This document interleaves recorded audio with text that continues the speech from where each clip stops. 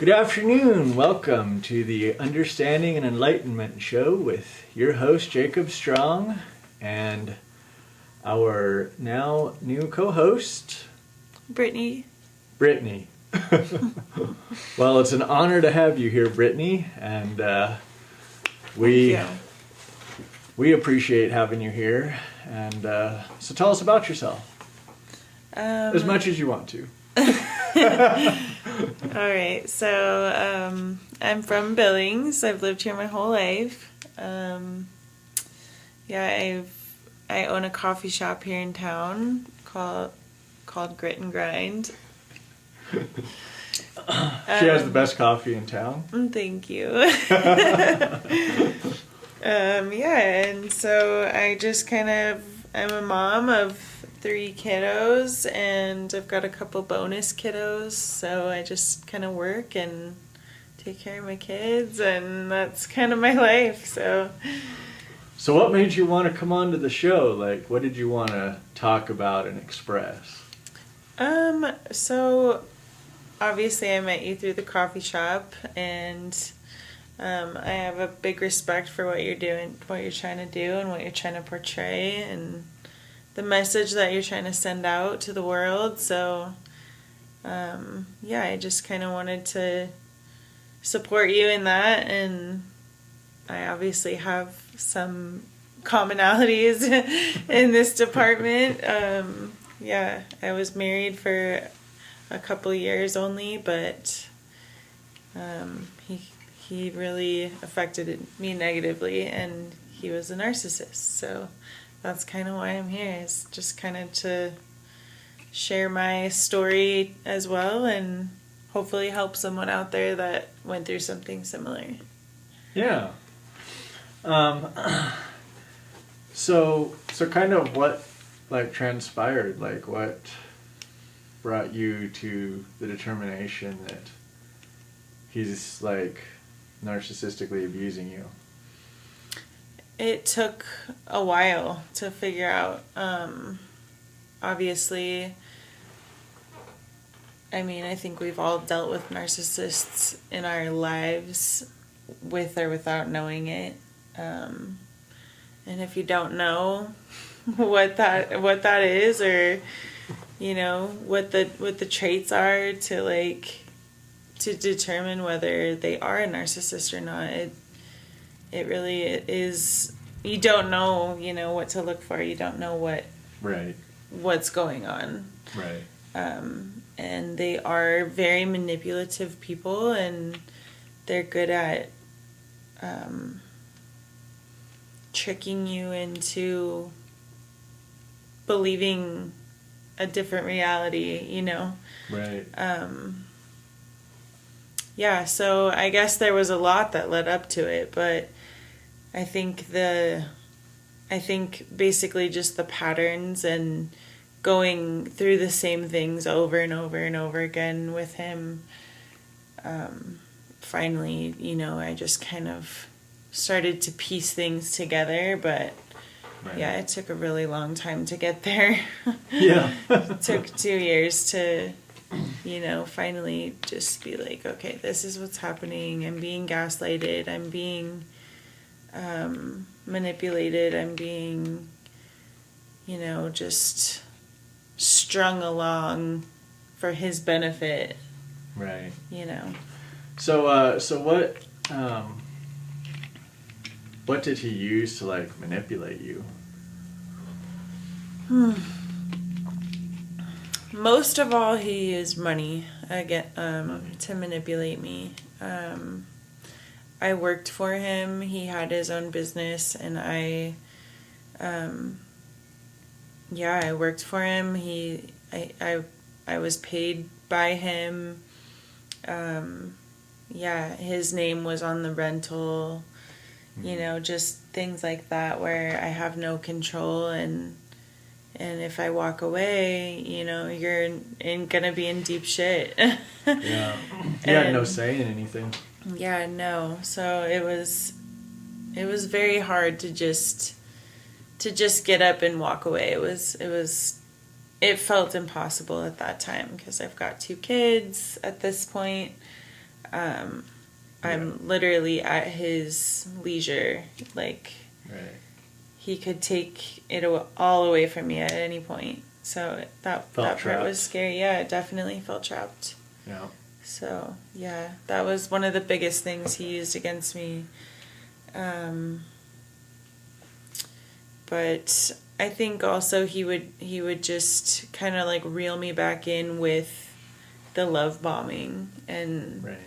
and so that made it hard too, because it was like, Does he love me? Does he not? Yeah. Kind of felt like you were going around this daisy pulling petals off. Yes. It was very confusing for... Yes. Well, you became wiser faster than I did. It took me 6 years with my ex. So kudos to you for doing it in 2. Yeah, he's not my first, I guess, relationship. Toxic relationship, I should say. So I guess, like... I guess by that point in my life, I may have known what was going on, but I probably didn't want to believe it, Right. Yep. Because I wanted this time to work out, and we got married so early in the relationship that I desperately wanted it to work out, I didn't want to have to tuck my tail in between my legs and admit that it wasn't going to go the way that I wanted it to. So. Well, and I think, too, what I believe is especially empathetic people, and I do believe that that you are an empath as well, or at least ways someone empathetic. We want it. It's not that we want it just to work, but it's like we actually love that individual. Yeah, I definitely did. And so it makes it all the harder for us to leave, because, not having the narcissistic mindset of just, replace it when you're done with it, go buy a new car when you're done with the old one, it makes it even more difficult for us to then want to let go. Mm-hmm. And so I think that's, a crucial point in understanding how people like us get into these relationships, and we don't realize what we're getting into, because it's more to us. It's more to us than just a new car. Yeah. That gets traded in every few years. So that's I think that's very crucial. And of course, I've shared on some of these podcasts before, there is a pattern when a narcissist finds something to use to manipulate. And when it's a male narcissist, you'll actually see more commonalities with the men trying to use money or objects to manipulate. And the interesting thing is they call it, they want to be the man in the relationship. But when you're looking at it from the other side, then you realize that if the man wants to be a man in the relationship, and he's willing to take something away from her to be that man, then that's not being a man, mm-hmm. right? Being a man is, putting her on the inside of the sidewalk when he's walking down the sidewalk with her. It's not taking the money. It's not telling her, what is hers and what is his. And so when I hear your what happened with you, and then I hear this a lot, and then I put it together with what I dealt with my ex. My ex used my faith, right? She used what I did hold on to from my childhood, and then she used sex also as a weapon. So they both became, objects at her disposal to manipulate the relationship, get what she wanted out of it, instead of, working together to say, hey, this is where we would like to both see ourselves in 5 years. I used to ask my ex all the time, where do you see yourself in 5 years? I never got an answer. That's actually a common thing with a narcissist. They never have an answer. And that's because they're not looking to build a future with you. They're looking to use you while you're here, and they don't know if you're going to be around in 5 years or if you're going to wise up to them. Right. So, so what are your thoughts on that? Yeah, that's really interesting that you say that. Yeah, I feel like there was a lot of things that my ex, would say, like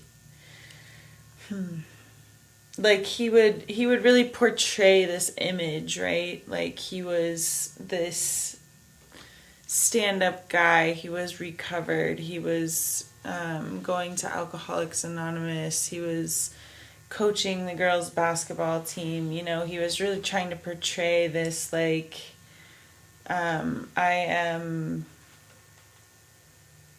am changed man, because he had spent time in prison before, and I guess I didn't want to judge him by that. I wanted to believe that he was who he said he was, you know. But it's interesting because the more time you spend with them, it's like what they do doesn't, or their behavior, or their body language doesn't match up with what they're saying that they are, you know? And I guess that was like the trickiest thing, was because I wanted to believe that he was this person that I had in my head, but the reality was right there in front of me, and I just couldn't put the two together, I guess. I didn't want to believe it, maybe, I guess. I don't know. Well, and I think too, you know, a lot of what goes on, you know, the three guys who wrote the public school system, actually the one guy, John Carter, I believe was his name, actually stated that the whole point of developing the public school system, an institutionalized system, is to bring everyone to an equal keel, to bring them to suppress information, and to make everyone equal to one another. And so, of course, what that then does is no one has the ability to further learn, farther develop socially past that.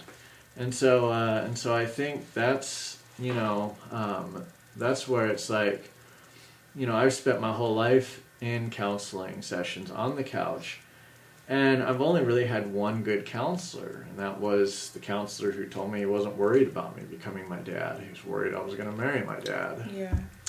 And so it's like, a lot of them, you know, they don't know, they haven't lived it. They have some of the schooling, they have some of the terminology, but they don't have really the information, the experience to say this is what this looks like.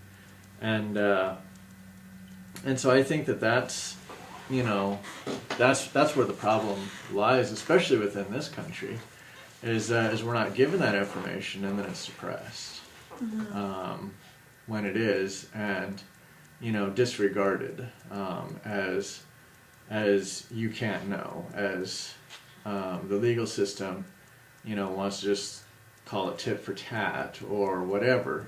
And so so I think that's a big problem as well. Yeah. in that situation. I agree. You agree? Yeah, I do.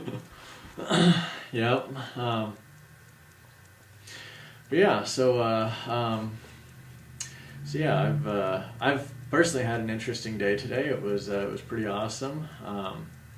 And I'm not going to get into details of that, but you know, we now have a physical location here in Billings, and I'm not going to share that address because we are going to screen individuals that come in just to protect the identity of victims.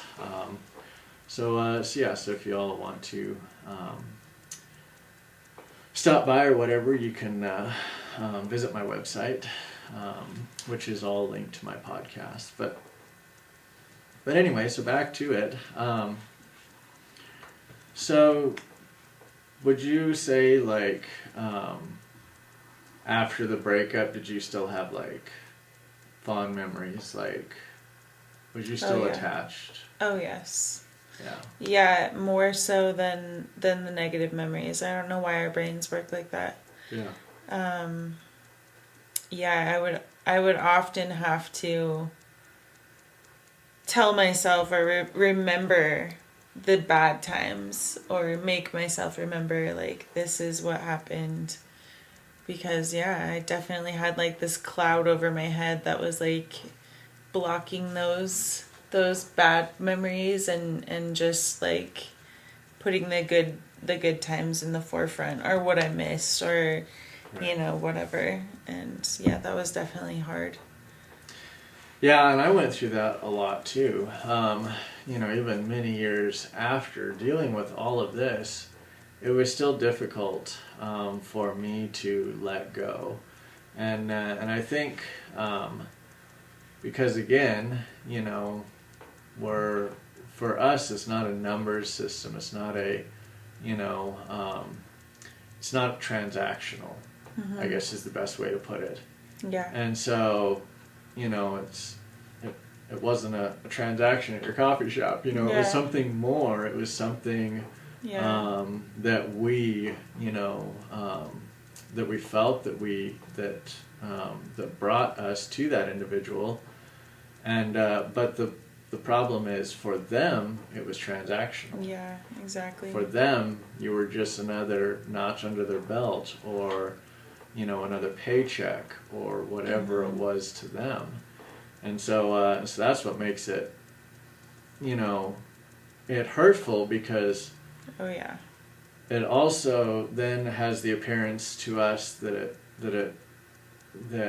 we made a mistake. And absolutely we did make a mistake, and we don't have a problem, you know, taking accountability for that mistake and getting with those individuals. But again, if we didn't know, if the information is suppressed, how would you know, except through trial and error? Yeah. So sometimes, tried a couple times, and it still doesn't work. Yeah.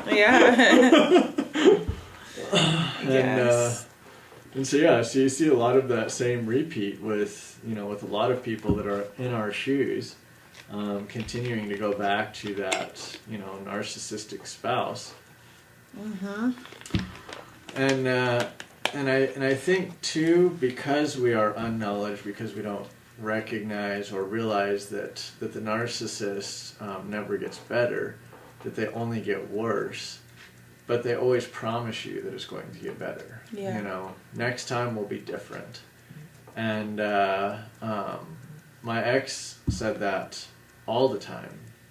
She would say all the time, once we're married, this would change. Instead of looking at it for what it was, I chose to believe her and say to myself, well, it'll get better, you know, once we're married.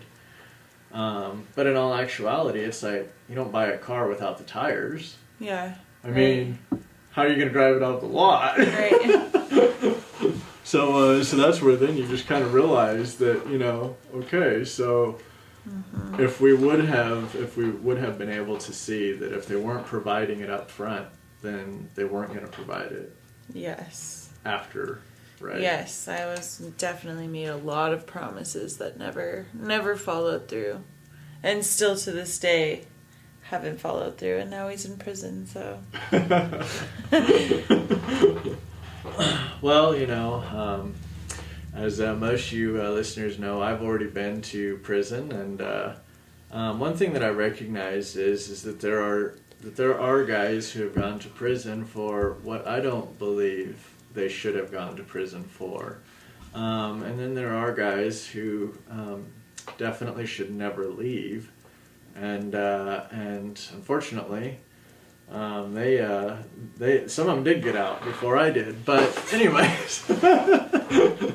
But yeah, so with that being said, you know, the system, you know, it's the problem with the system is it's too it's too focused on just the numbers, Right. and instead of focusing on how can we help, and is this individual, you know, like a case-by-case basis. like case by case, right? And so that's the thing that is irritating about the system. But I bet that's very that's why we're irritating. speaking. Yes, that's why we're speaking up. So, All right. yeah. So during y'all's marriage, and if I, overstep my bounds, by all means, kick my shin.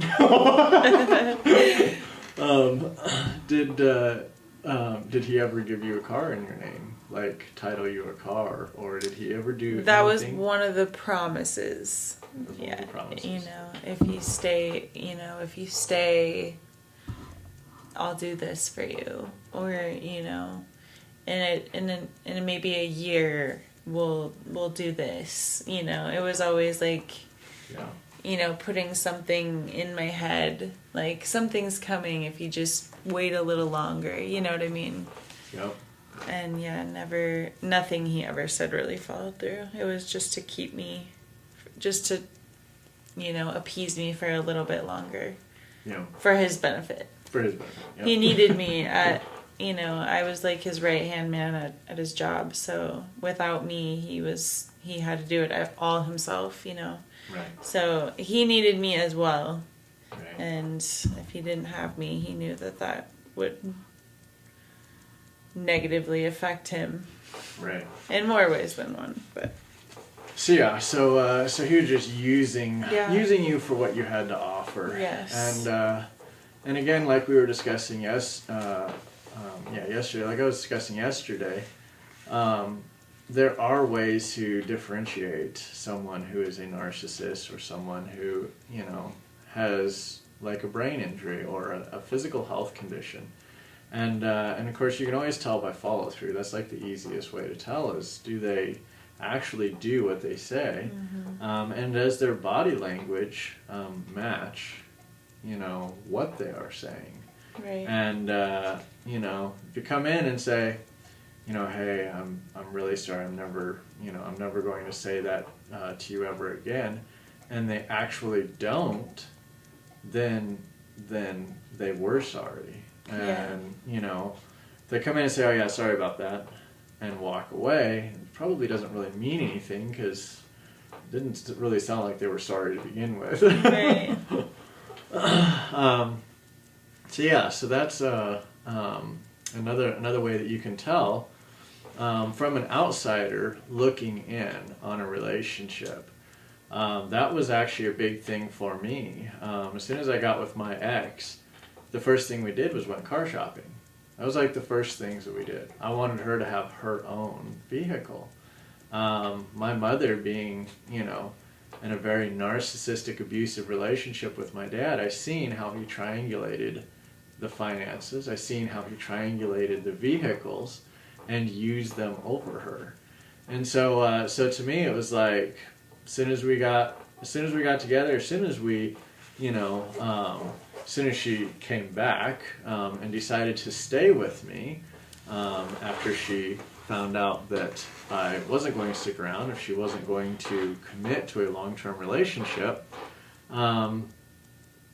that was the first thing that I went and did was looked for a car, and what she ended up choosing was a trigger car for me. She chose a white Cadillac. That's all my dad would buy was white Cadillacs.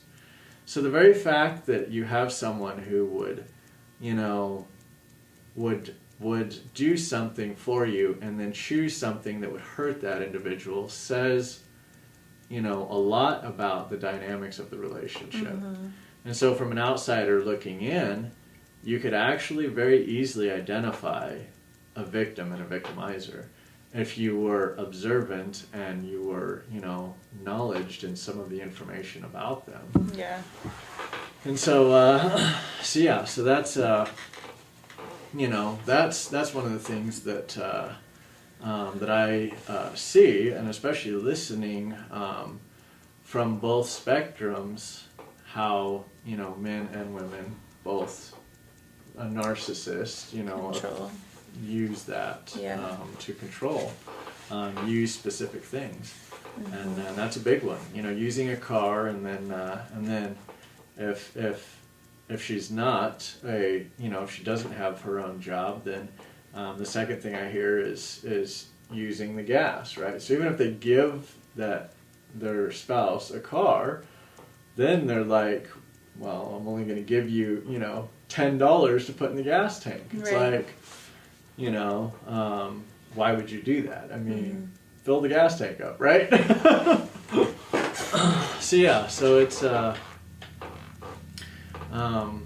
very interesting that you can actually see all this once it starts to play out. You can really identify it and see it. Yeah, for sure.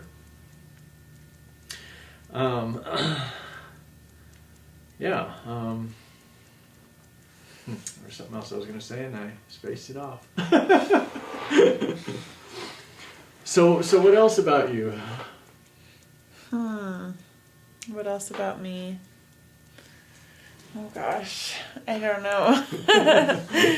I don't know what else you want to know about me. So for all the audience out there, you can definitely tell when someone's an empath. They're very shy, they're reserved, they're not boisterous. So I'm not pointing at anything here. I'm just kind of, making observations here. Right. Definitely an empath. I would say that, yes. Yeah. Shy in uncomfortable situations. Yep. Yeah, I was there too, but this going through this for me, having to speak up for those who don't have a voice, which is my son, until that magic number that he turns 18, then suddenly he has a voice. Yeah.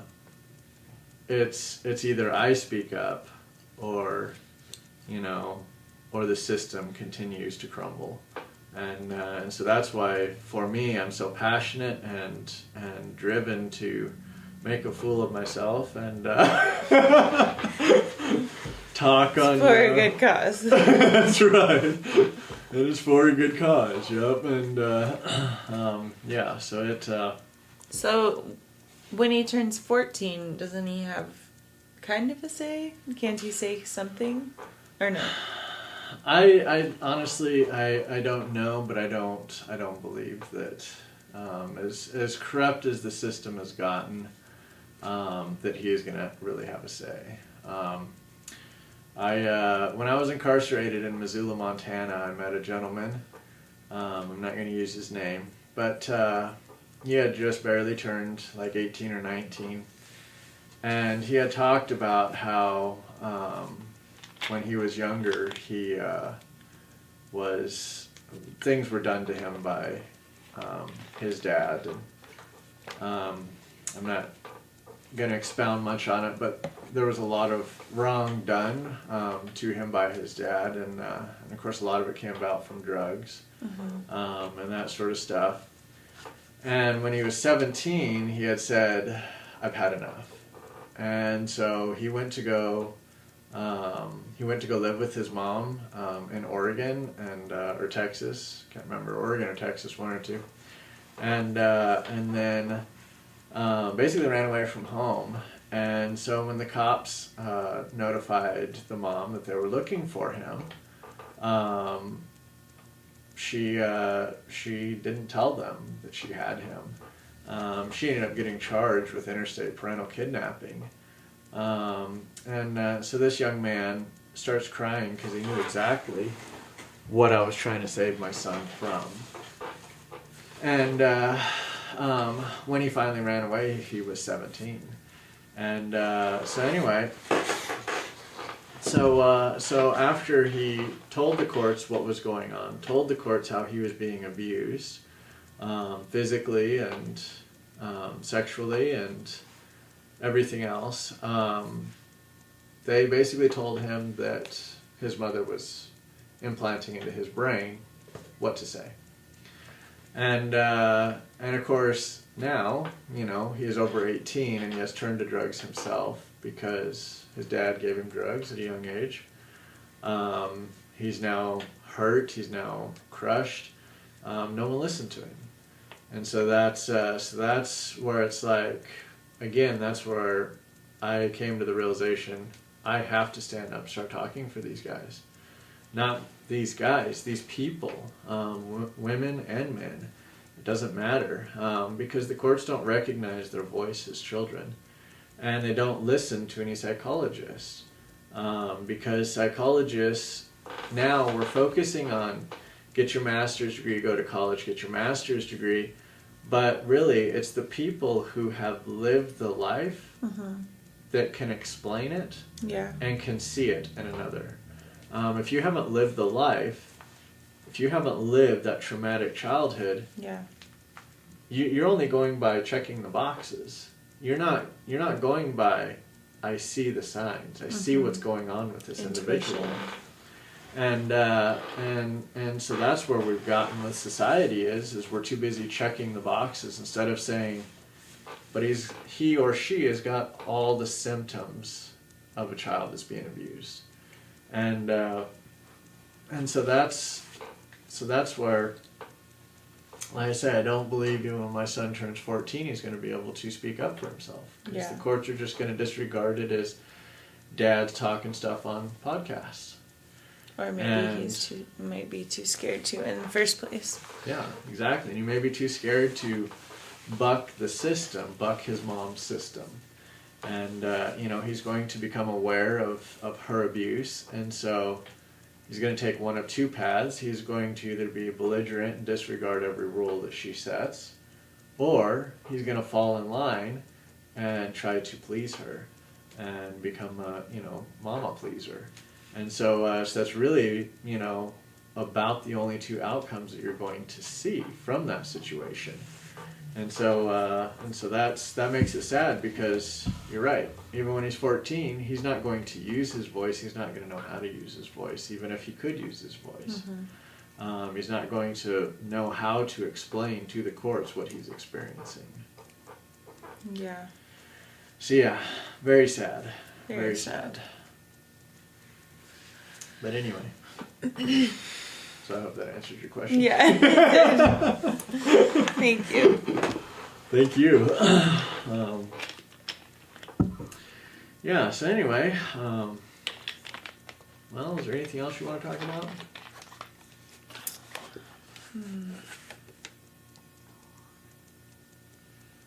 I can't really think of anything off the top of my head unless you ask me a question.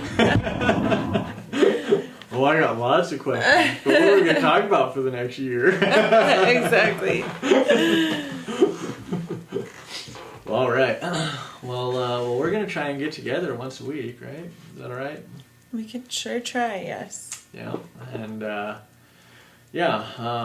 and of course I'll for sure be doing it every Sunday if I can, doing our podcast, trying to raise awareness to this narcissistic abuse, and we appreciate all the listeners who listen in and tune in to us, and it's because of you liking and sharing, and that we're able to get the word out and promote positive change, because that's what needs to happen in today's society. We're going down a very dark, windy path, and if we don't change something very soon, it's going to get real ugly real quick.